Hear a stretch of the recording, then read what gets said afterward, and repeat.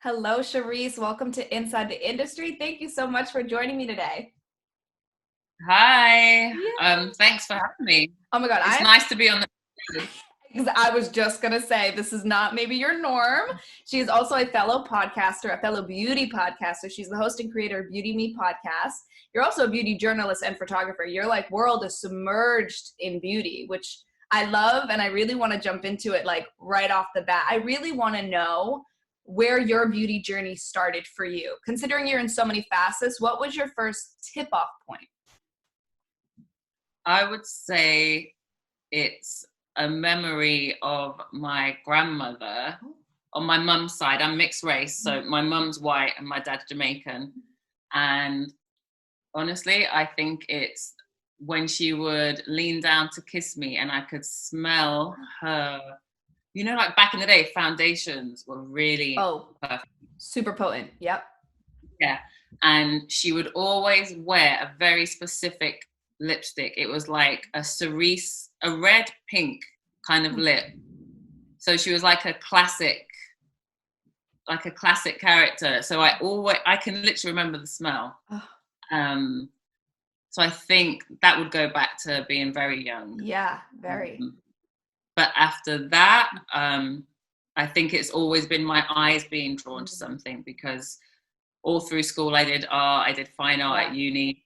It's always been about my eyes. So magazines, TV, like consuming it, like beauty. I don't know who told me those things are beautiful, but obviously I was surrounded by a certain aesthetic, and just loved it. Oh my God. Just loved it. I love that you can turn into a whole other person if you really want to. Truly though. Now, did you do much on yourself or do any full-on makeup artist? Because I see you online and you're doing some looks, you're turning out some looks, but I'm like, all right, if she's a beauty journalist, she talks about it. Yes, I know.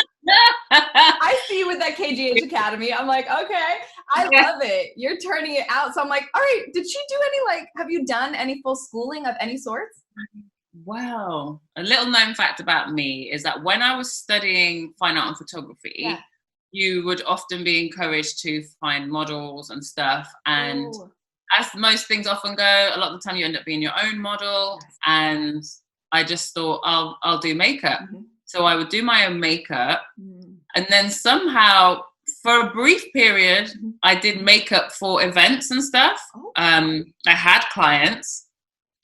But what crushed it for me, and I don't think I've ever shared this with anybody apart from my husband. Oh no.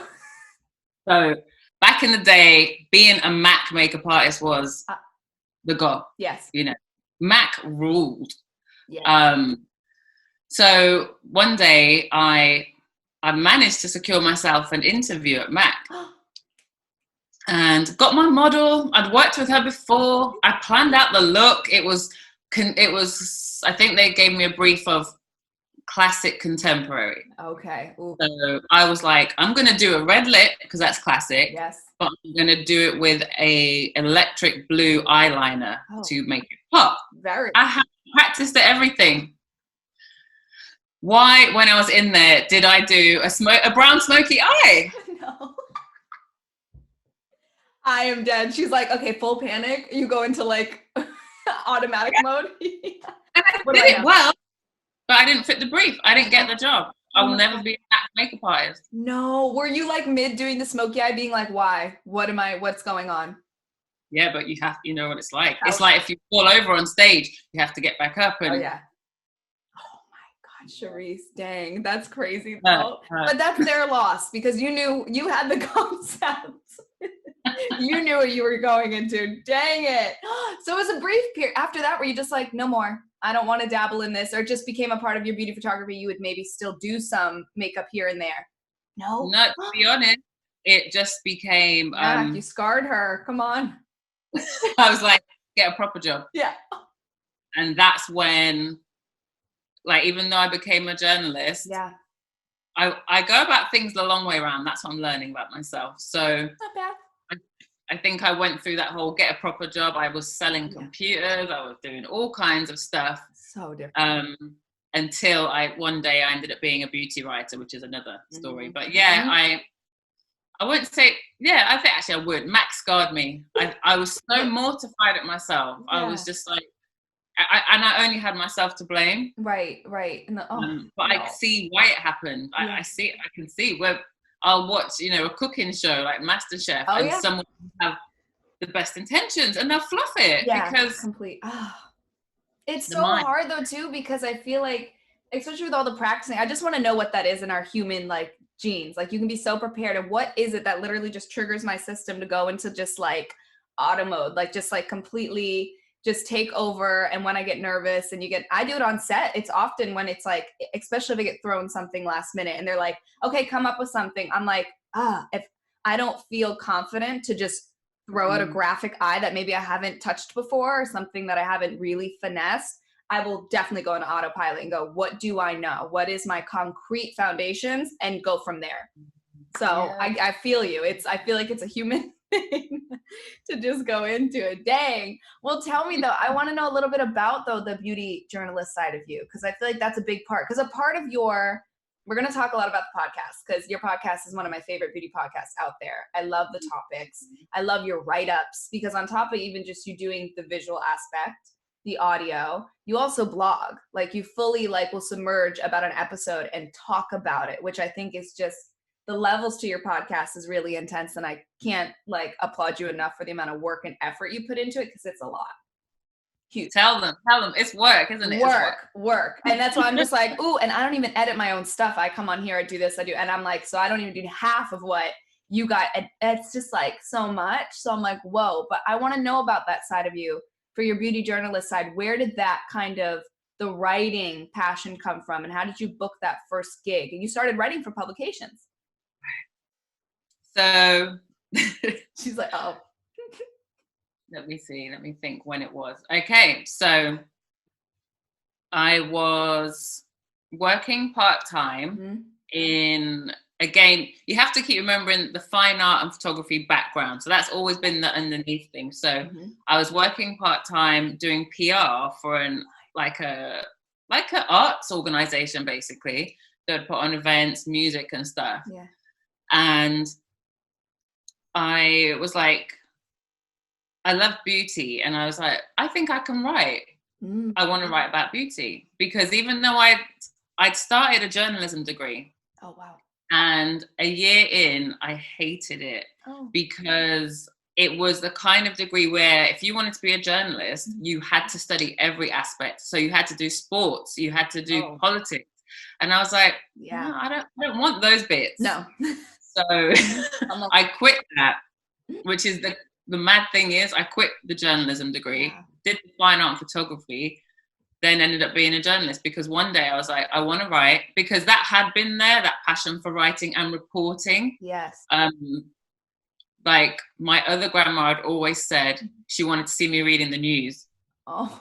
And I think it was that the reporting, the sharing aspect of beauty. Yeah. So one day I just emailed the then style editor of Metro newspaper, which is a really popular daily free newspaper here. Oh, wow. And she was like, yeah, cool. Send me a couple of things. So I wrote a few things, and she said, yeah, come and do some freelance. That was it. Okay. That's how it started. Then I did an internship at Wallpaper magazine. Wow. And then what was pivotal for me was I moved to Dubai to work on an English-speaking newspaper, a brand new newspaper. Okay. And that really changed things for me. I went out there a writer and came back an editor. So wow. And now how many years is that under your belt being a beauty journalist? About 15 years, I'd say. Oh my God. And give me your timeline really quick. When did you, because I know I had put my podcast out and then I started seeing yours, and I was like, I know it's not, my algorithms are always crazy, so I'm sure it was out before I saw it. How long have you been doing the podcast? Oh gosh, the podcast is, I think it's about, this is the thing, you know, when you start it. Yes. So I think in June it'll be 2 years. Okay. But actual episodes, probably. I think I sat on some episodes for maybe up to 6 months. I hear you. Yep. You know, okay. I think a year and a half of solidly doing it, and even then it wasn't solid. That consistency thing. Oh, it's a learning curve. Yeah, because you're juggling so many other things. Because it's not like that's your only thing. You're still doing all your other like hello. So it's really finding that balance to make it happen and live in the world of media where you have to constantly pump out content because we'll put something out at the beginning of the week. By the end of the week, it's old news. It's pretty crazy. So it's really infuriating knowing it took a solid week or two to get to that piece. You're like, oh my God. It's hard because you're adding a podcast into your routine. Mm-hmm. No one is coming to you saying, I've got a job for you. I'm going to pay you loads of money. Right. Make a podcast. You make a podcast because it's in you. Yes. You know, for me, it was natural. I talk about beauty. I photograph beauty. I write about it. Yeah. And I think I had like a year of people saying, you should have a podcast. Mm-hmm. You should have a podcast. That's extra work for free. Right. Totally. Oh. But I like what you said, though, for you, what it meant, the pivot point, and like you wanting to report. You like to report on things. You're very passionate when I see you and I listen to your interviews and also just the topics you're talking about. Specifically that, because you actually said maybe really nicely to ask about the podcast, because I want to know I always love to know where the conception of the name came from. And I also want to kind of know why beauty without the BS, because I love that and it's very powerful. Because there's so many beauty podcasts out there, as we both know, that they talk about products or they're talking about the latest trends or they're talking about this statement beauty. You know, there's so many things. But there are different podcasts, I think, in beauty world where they're not just talking. You do a little bit of both, which I like. You kind of have merged both worlds about real life topics, mental health issues within our industry, you know, different trends or things that are coming and is it even worth it? Like you get to the real meat of things. And I like that. And just some controversial topics where if somebody has a high opinion, you're willing to step in and be like, well, this is what I think. And you're totally lay it out there, which I have semi-ventured in, but like, you know, also now I'm like, okay, go girl. Because we've dabbled. But I want to know where that conception came for you. Why BeautyMe podcast? Why Without the BS? Where did the kind of culmination of all what you love, why in that? Okay, so BeautyMe was just literally, I don't know if you ever had the same thing, but I was just writing lists down, writing different names down. And I think I might have seen maybe like a Korean brand or something, just literally putting the word me on the end of something. I can't think who it might be. That's funny. Yes. But I was like, I'm just going to put me on the end, not because of me, but because of all of us. Mm-hmm. And I'll tell you the truth. I sent the list to my friend who works for Spotify in podcasting. And I was like, which ones of these do you like? And she's told me 2. And I was like, okay, I'm just going to go with this. Done. That sounds good to me. Yeah. Because the name is the easiest thing. It's like, you got to do the work. I know. That was the funnest part for me too. I'm like, what is it? I love the fun finessing, just the cute. What's it going to look like? What's the aesthetic? Yeah. That's fun. I know. I feel you. But now the beauty without the BS, because I love your opener too. You always like, I love it. Yeah. I need to work on that. It's for, to be honest, the beauty without the BS is for the people that aren't necessarily into beauty. Yeah. I want them to feel like, because it's only since I've been doing the podcast that I've realized that not everybody loves beauty the way that I do. Right. Not everybody knows it the way that I do. Right. I've had women say to me, I just walk into Boots and buy the cheapest moisturizer. That's it. I'm done. You know, that's how it fits into their life. But also with those women, I know that they will have memories of beauty, or do you know what I mean? Yes. Or the traditions, depending on who you speak to in the world, or rituals. Yes. There's still a relationship there with beauty, whether it be deeper than not, but it's there. Yeah. Yeah. They definitely will have some, even if it's an adverse. Right. You know. Yep. So I just wanted people to know it's not like, what's your favorite lip gloss? No, it's definitely not. I do cover that, you know. But it's not just that. I want to talk to you like, what makes you feel good? Mm-hmm. Have you ever dealt with an issue that's just made you feel less than, you know, do you find therapy in makeup? It's just more than that, because we are more than that, you know, the makeup comes off.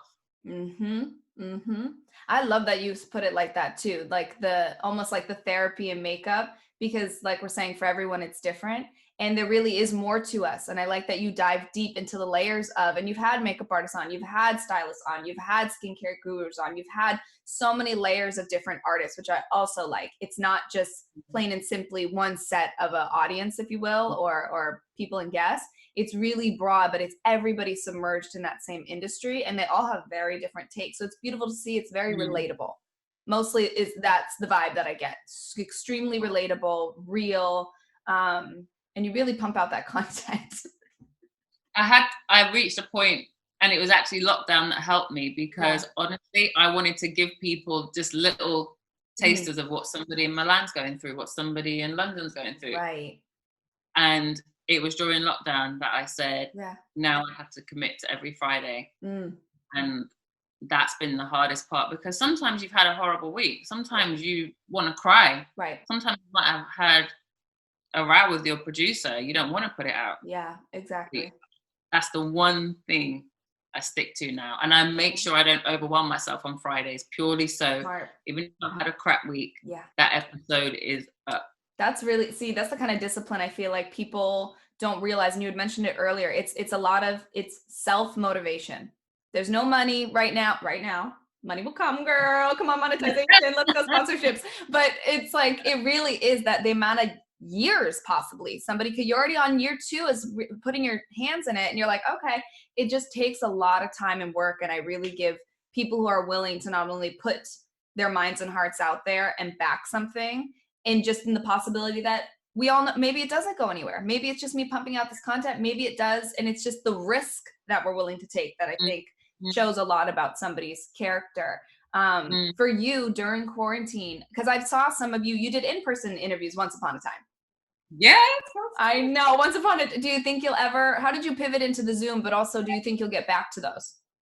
Oh yeah, I've got one booked, because we are allowed to open, as in the beauty industry is allowed to open again on April the 12th. Oh yes. Okay. So to be fair, you can film when it's for work, right? You can do it, but I'd rather wait until it's more general. So yeah, I've got my first face-to-face booked April 23rd. Oh, exciting. And after that, hopefully I'll be heading to London, doing quite a few there. So yeah, they're definitely back. Yeah, that's the best part. Do you feel that way? Like, I love, this is still intimate to a degree, but there's something obvious. You can't beat human connection. You're feet away from me talking. Like, what? I don't think I've cried on one of these this way. Yeah.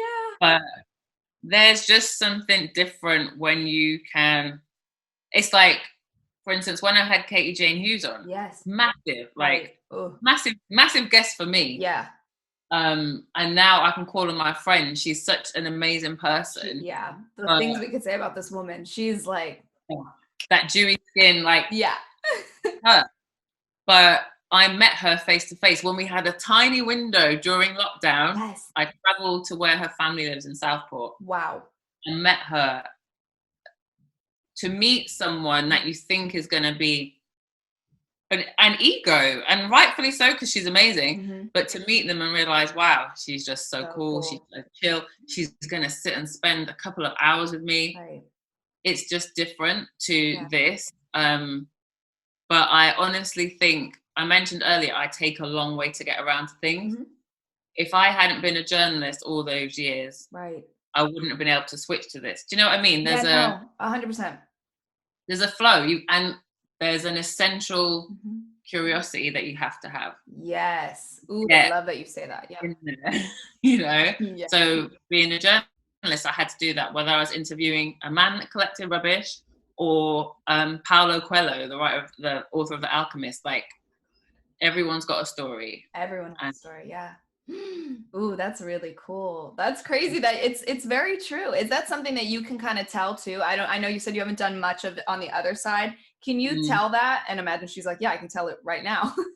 But it's that they're either into it or curious, or like I asked an actor the other day, I was on set and we were doing a series of interviews, and I asked him, because he gets interviewed a lot, I was like, are you able to tell when the interviewer gives a shit or really has done their research or is interested in you, like genuinely, or has some sort of background on you? He's like, immediately. He's like, because if the first question out their mouth is a really broad question, he's like, I can tell that they're either not that invested, or I'm just a tack on the list, or I might just be simply there for my name and to use me for marketing purposes. And I was like, that's crazy, which is a good thing. I think that they can tell that. But have you done much on the other side? Not much to be able to tell, or vice versa? You are my second podcast. No, you're my third. My third person interviewing me in my life. I've been interviewed another time when I had a photography exhibition. Cool. And that felt weird. But just to even like broaden that out, I think you can tell when somebody is not real. In social media, in interviews, there is definitely, I think the last person I had on the podcast, she used the word authenticity. And she was like, she feels like you kind of have to say it like this now, which is unfortunate because it is a valuable word. But I can tell, I think, even from meeting somebody, but even more so I can tell on social media. I honestly believe that. Yeah. I honestly believe if somebody posts a picture and I can be like, they're not happy, which is fine. Isn't like, I'm like, she's not happy. She posted that because she felt she had to. Right. I honestly feel that. And I think 100% if you're face to face, you can totally tell. There's all the little cues, you know? And you can tell on the other end too. I can tell when somebody's not really focused in the interview, or like they've said yes, but I can tell them being occupied in their head even. I'm like, you're here for the hour.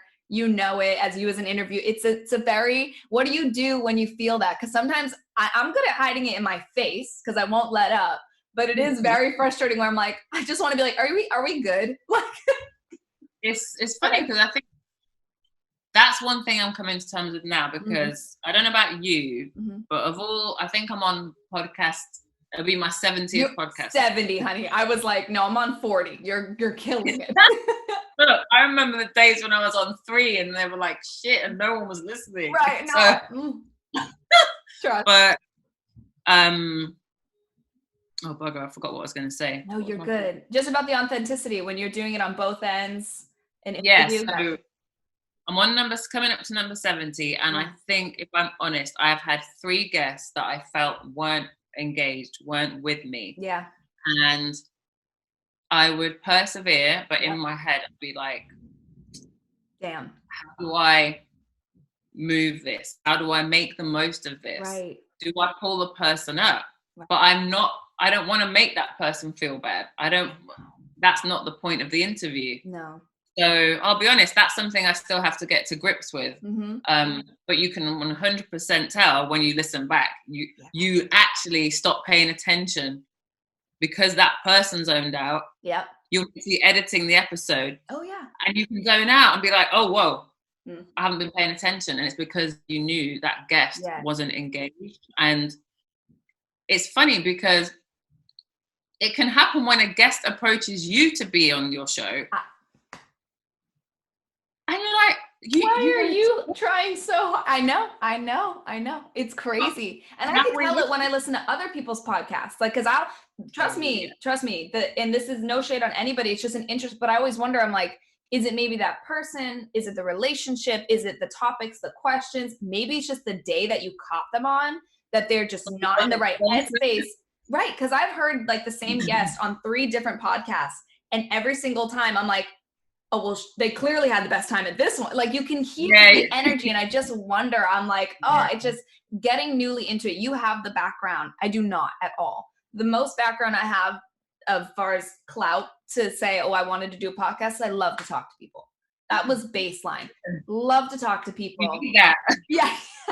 Just love that. If you don't like people, it's like, people will be talking about, I'm thinking about having a podcast. I'm like, but you don't even speak on your right. Exactly. You have to talk. You have to listen. Oh, Charisse, if you only don't play back my old episodes, please. I don't know about you on your first couple. Were you like, oh God, you're so amazing. I literally have a comment on my YouTube. You can go find it. It's hilarious. This person called me out and was like, which again, I was like not realizing, oh, you also have to prepare. I'm sure you as well. I'd love to hear your story after this, if any kind of like negativity or haters, but it's hard where you're so passionate about it. You love it. All your intentions are there. And when I get nervous, I still do a normal life. So it's not always nerves. I talk very fast. So, Okay. and I talk a lot. So especially in the Zoom zone, but even with the in-person, I'll be so excited. I do a lot of, Gilmore Girls dialogue overlapping. So it doesn't read well over audio though. It's not cute on a podcast because I'm like, I know it just sounds like gibberish. So I've had to learn to take breaths, let them speak. And while you're talking, I've had to learn to not be like, yes, and like talk as you're speaking. Yeah. But one person was like, slow down. They're like, geez, let her talk, would you? And I was like, I know. I was so like, oh no, they can tell. So I was like totally hit in my chest, like, oh my God, like it's not just me hyperanalyzing myself. They can read that as well. Have you gotten any notes or any things throughout the growth of it? Because I was like, that was episode 6, so I've come a long way, but it was difficult for me. Yeah, it's that balance. Like I'm learning. My husband is my producer, so he's like, you need to stop starting your questions with "so." Oh no, that's a biggie. But I definitely have to stop myself from doing that. Oh my God, yeah. Oh my God, yeah. Like, because you're so on the same level. You need to be like, yep. But you know what? If it makes you feel better, please. I watched an Oprah interview on her. She's the queen of everything. She has she's on YouTube and stuff. Yes. And she had interviewed, I think it's a monk, Pema Chodron, who she's written lots of books, like very Zen. Yeah. And people were in the comments like, Oprah, you should have let her speak. And I was like, that makes me feel a lot. If Oprah's getting checked, fine. I really wish you had let her speak, Oprah. And I was like, I won't lie. My goal, which only I think my husband knows, and maybe one of my friends, is I want to be the Oprah of the beauty world. Okay? Come on, speak it out there. Speak it. Putting it out there, yes. Even though people will be like, huh? But that's what I want. So I love it. I was like, let me watch a bit of Oprah. So to see that, but the thing is with Oprah, it's a different thing. It's not because she's like, love that. It's because she's Oprah. Yes. And she thinks she knows better than you. Mm-hmm. She's going to butt in. Right. Which is crazy. You almost go there. I feel like people, like she's interviewing you, but you're also low-key coming to get advice from her. Like you're low-key coming to be told. And but like, a monk. I don't think so. This is a chill monk, I don't think so. She's like, no, you're lucky. Yeah, exactly. Whoops. the random interviews up there like, Oprah, please. I don't need this. You need me. Yeah, no, for sure. That's crazy. I would love to see, speaking of, would you ever it's something I've envisioned, which kind of fell off because of the pandemic. Would you love to do, have you ever seen the live tours of podcasts? Oh my gosh, I would love to do that. Would you love? I just don't know how much work it takes because... I don't either. Yeah, I'd have to do more research. Yeah, because I'm toying with the idea of coming to New York for several months in the summer. Okay. So I was like, could I possibly even do a little, like a one-off live on there? Because 45% of my listeners are from the States. Oh my God. Which is mad to me because obviously I'm British. Right. But I would love to do that. I feel like it's a way to say thank you to people that listen. Right. And it's just a way to give something more. Like I love in-person stuff. I think so why not share it with others? Yeah. That's beautiful. Have you done any public speaking in that sense? Have you had to before MC anything? Oh God, yeah. So as a journalist, I've worked on, I used to edit a hair magazine. Oh, work. And they would have their awards. So I had the awards. I love that. You don't get nervous? This is different. Yes! This is because I'm like, that's a different beast for me. The thing is, it's like, yeah, that was a different beast. That was like presenting because I had to. Okay. There'll be other times where one thing I've found, I am quite an introvert, but because I have a loud voice and I'm a journalist, people don't seem to see that. Yeah. But I will do the job while I'm on the job. So if I've got to interview you and you're a celebrity, I'll do it. Mm-hmm. But if I'm at an event and you're a celebrity, like Robert De Niro, who I'm obsessed with, and I'm standing next to you, am I going to say hello? No. Biggest mistake of my life. Truly. I can't. It's very hard but it's different. I don't know if that's something about us, like, I think it's a respect thing too. I'm like working with and constantly working on celebrities. I'm like, I just know you don't want to be bothered. And I want to be in an environment with you where we're equal players, if that makes sense, versus me being like, hi, hello. Like, I rather it be, yeah, right. So I don't know. I'm the same way though. If I'm told to do it, can do it. It's a different energy. But I agree with the introvert thing, which is very interesting because people would assume, wait, you put yourself out there on social media, you are full on having conversation. That's not introverted. So where does that fall for you? Where do your introverted traits really show? Do you have to do a lot of like me time during the week and then pop out for the interviews and put your energy into it? Because I got to kind of. Yeah. So like this Wednesday, for instance, I have 3 podcasts booked.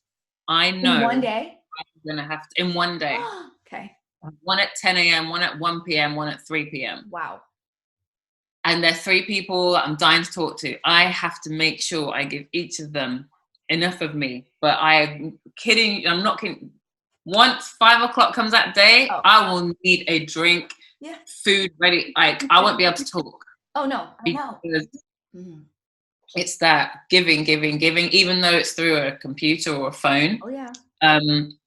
But I would say, for me, the obvious place that the introvert side shows up is just not wanting to be around lots of people. If I am, I'll be back by the wall. I'll be talking to the person next to me. I won't go across the room to be like, oh, that's so-and-so. Nope. It's just not.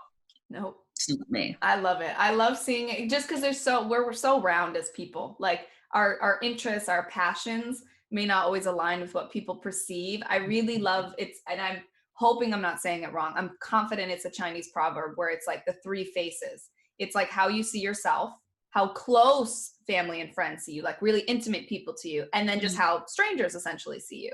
And to me, it's such a wild concept that like one human being and so many people see us in different ways. And then what you know of yourself, it's so cool to me because I'm just like, yeah, you will always know yourself best. It's like nobody will ever fully know you as much as you will know you. It's just such a mind trick to me. All the ugly parts, and we're not perfect. Yeah. We might say bad things in our head from time to time. It's funny because I think my husband's reading a book right now called The 3 Bodies. Oh. And it's based on something similar to that, but it's sci-fi. But yeah, it's like how people view you. Mm-hmm. It's even that whole, for me, if I look in a mirror, I look different to how I look without them. Do you know what I mean? Yes. It's like, yes. And we do have one thing I've learned in the past couple of years is that we are not one-dimensional. It's like really clicking with me. I think I used to feel guilty that I do write and I photograph, and now I'm a podcaster. Like, am I a jack of all trades? And then I was like, but no, why am I only meant to be one thing? And they all work together anyway. Right. I think too, I don't know if it's been ingrained in you because I had similar feelings, but I feel like a lot of the times in beauty school, it was like, don't spread yourself thin. Because you, like you're saying, okay, jack of all trades, master of none though. So they're like, don't say you want to do special effects or Broadway and then you can't do it all. Pick your sector and excel in it. And then, you're going to dabble. But I kind of felt that way too, where I was like, oh, because I want to try everything. Naturally out of beauty school, you're like, give me all of it. I want to go on movie sets. I want to do Broadway. I want to do personal clients and fashion. But you really do end up burning out quite quickly. And it's hard, but I feel that I've seen a lot of women specifically speak on it. I'm sure men do as well, but the multi-hyphenate woman is such a big thing where it's like, we really can handle and hold all these different titles because we are so complex and there are so many things to us. I had to step into that truly confidence wise coming up because even to tell people I had a podcast, super hard for me. Couldn't present it. My boyfriend, same, when he was editing it once upon a time, he was like, you have to self promote. And I was like, oh no. Like if I was on set, of course, I'm a makeup artist. I do this. It's easy, but I couldn't hone and own that I'm a host of a podcast. It didn't come off my tongue right. So finally, yeah, it's hard to like own it and be confident in presenting that I have that ownership and I do have that title. And it's okay to have that title. And I don't know, because I'm sure sometimes you meet the people that do go, I'll fix your car and I'll do this and they do everything. You're like, okay, buddy, too much. You're like, that's enough. You do one thing, do it well. Like, okay. So I don't want to be I can do everything. And then they're like, all right, but have the judgment of how well. It's not like you're saying I'm a makeup artist and a brain surgeon, you know. I'm a makeup artist and I have a podcast about beauty. That's okay. See how my brain works? Immediately is like, no, girl, not work. Yeah. No. Gotta boost it up. If it's new I am so horrible. I remember every new year in school, the first year in school, I don't know about you with transitions, I would literally fail. Like I would straight up get F's and D's in school.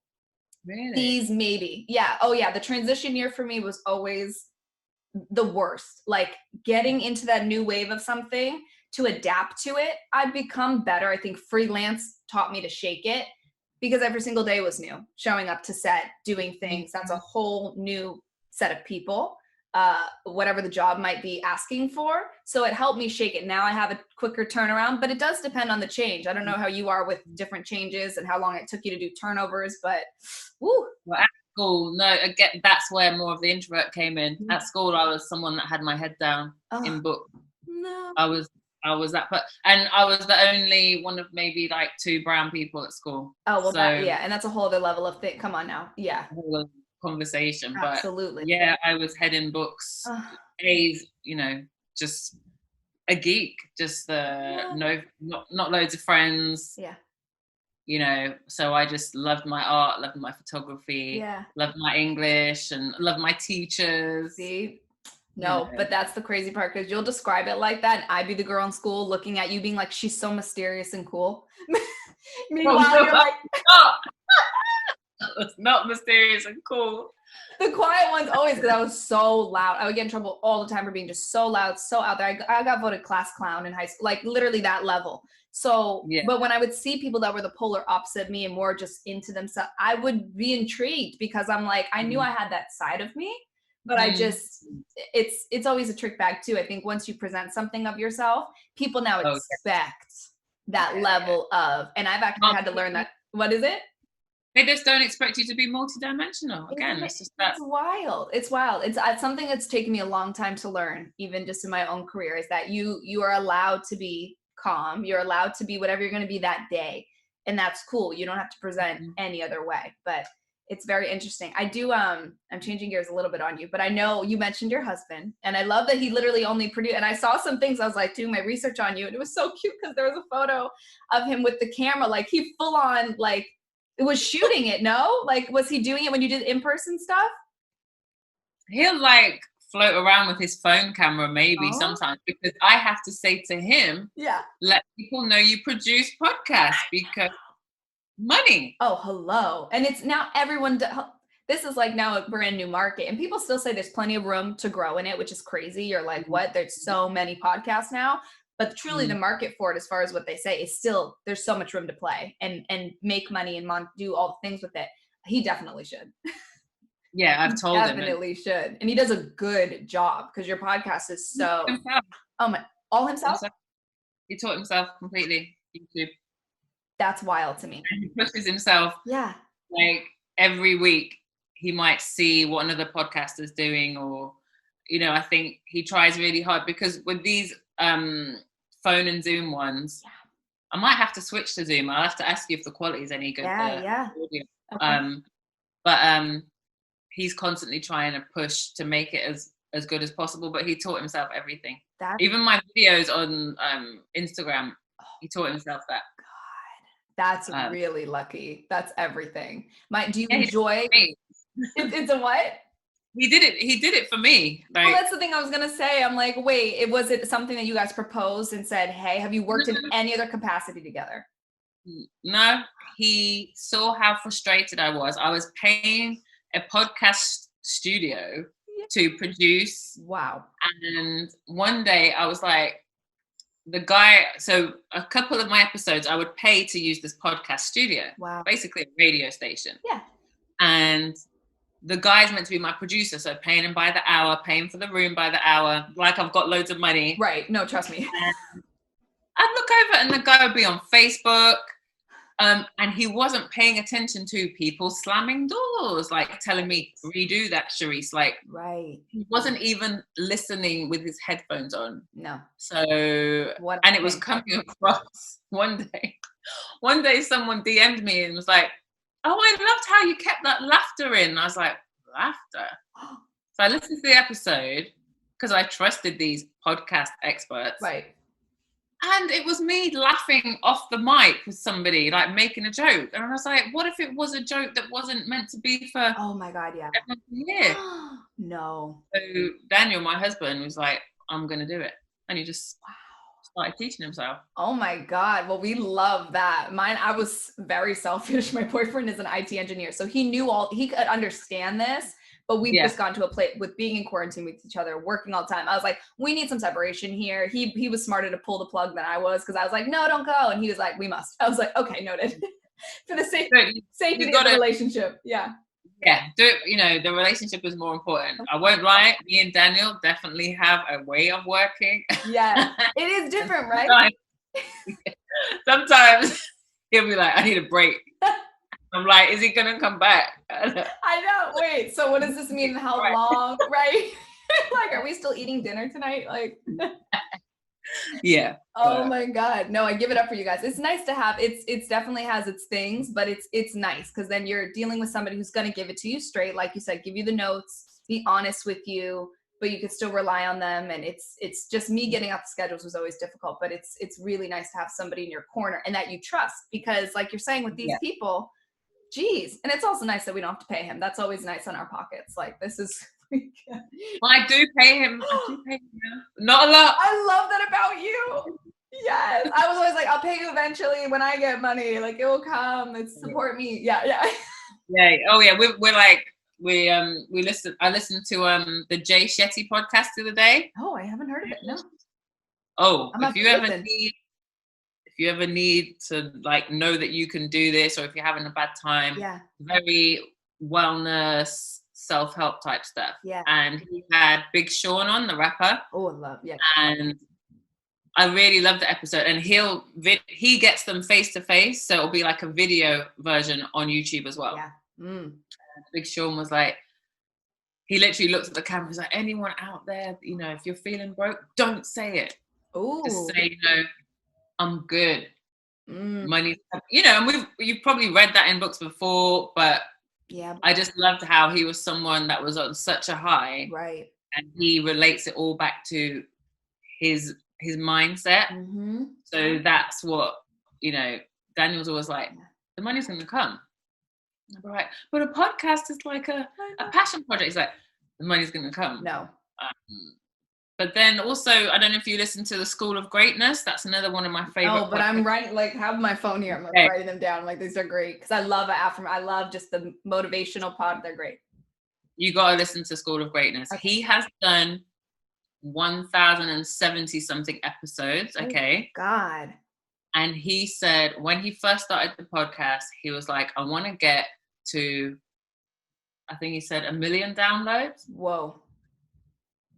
He has been doing it for about 4 or 5 years. Whoa.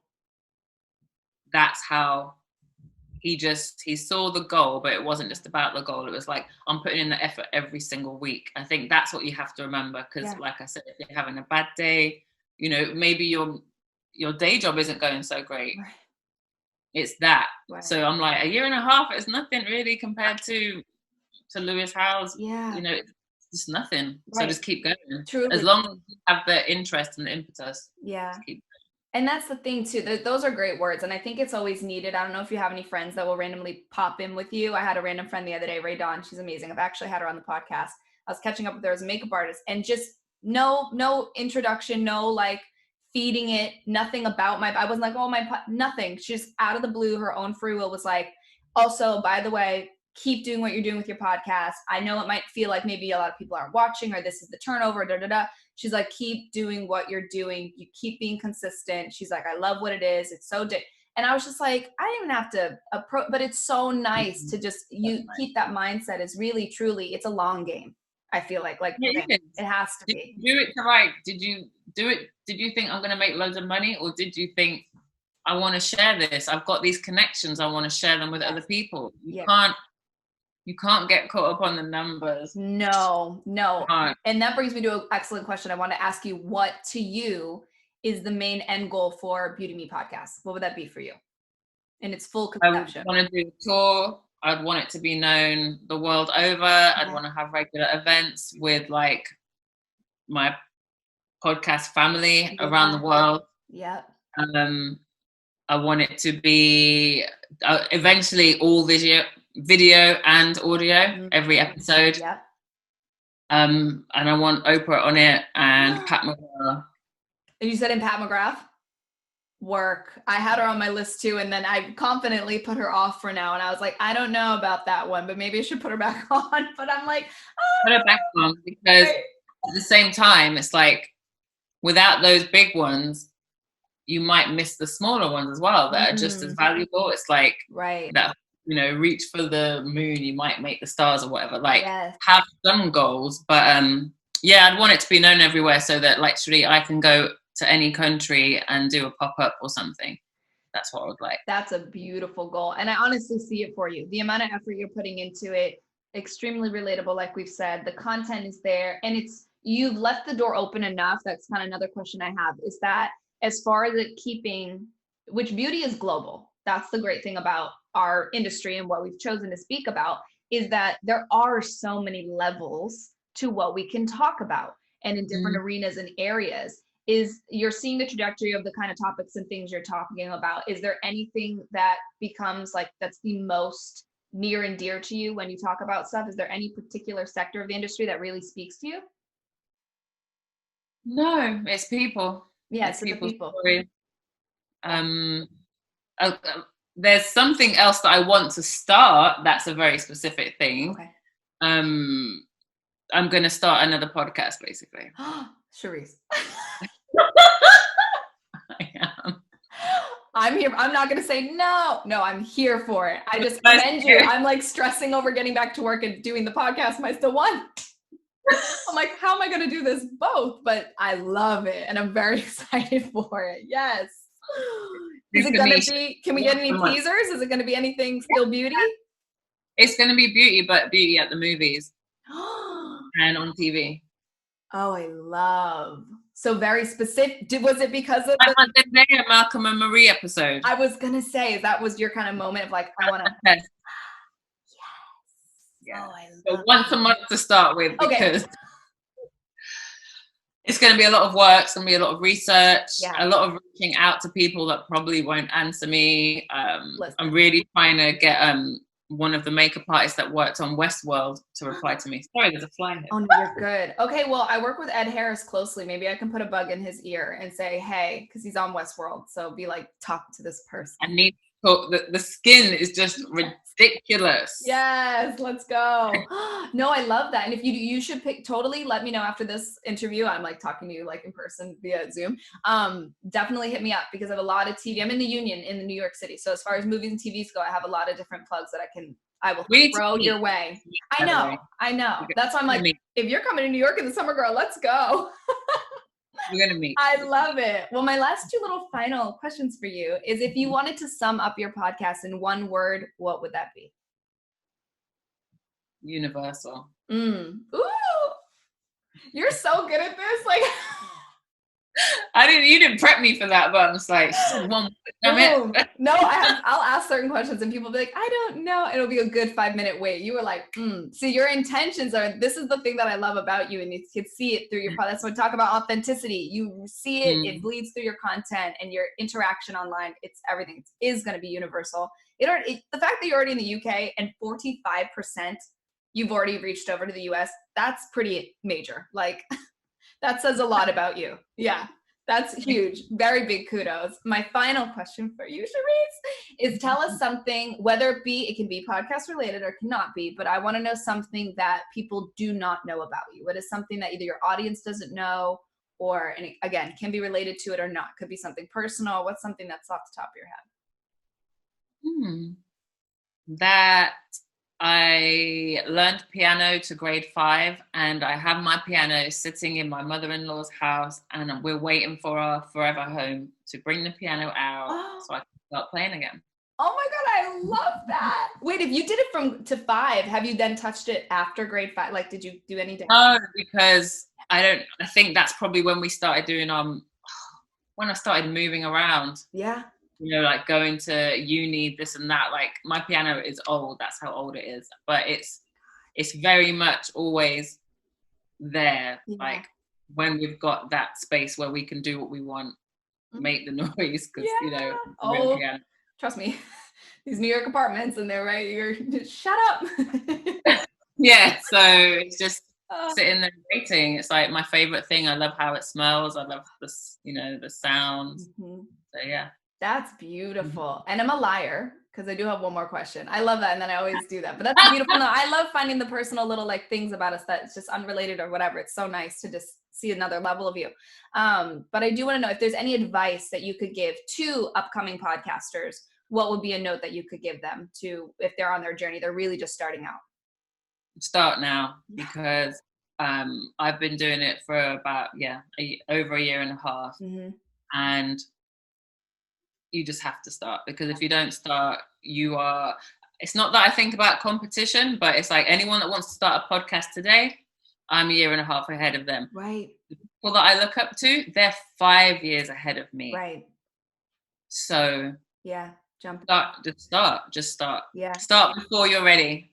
Truly. And I like that note, and I'll add on to it just by saying, if you start now, you're inevitably going to have to work out some kinks and learn some things and start figuring it out. So much better to start now and start getting to a better place with it where you feel more comfortable and confident than prolonging that process, because it's never going to be exactly what you want out the gate. So you might as well get your feet wet now.